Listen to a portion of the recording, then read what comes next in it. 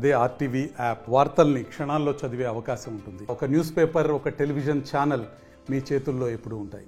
ఈరోజు ఆశా వర్కర్ల సమస్యలపైన రాష్ట్ర వ్యాప్తంగా 10 కిలోమీటర్ల దూరాన్ని పాదయాత్ర నిర్వహించారు. రాష్ట్ర కమిటీ పిలుపులో భాగంగా నిజామాబాద్ జిల్లాలో కూడా బోర్గం బ్రిడ్జి నుండి పాత కలెక్టర్ కార్యాలయం వరకు పాదయాత్ర నిర్వహించడం జరిగింది.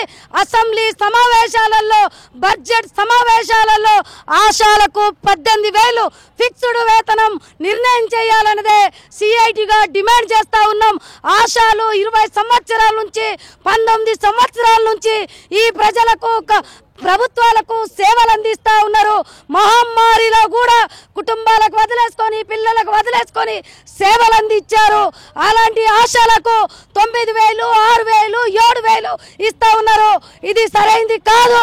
ఇప్పటికైనా 18,000 వెంటనే అమలు చేయాలని, ఉద్యోగ భద్రత కల్పించాలని, ఈఎస్ఐ పిఎఫ్ సౌకర్యం కల్పించాలని, పని భారాన్ని తగ్గించాలని, ఉద్యోగ భద్రత కల్పించాలని, ఈఎస్ఐ పిఎఫ్ సౌకర్యం కల్పించాలని ఈ సమస్యల మీద ప్రభుత్వం నోరు తెరిచి వెంటనే అమలు చేయాలి.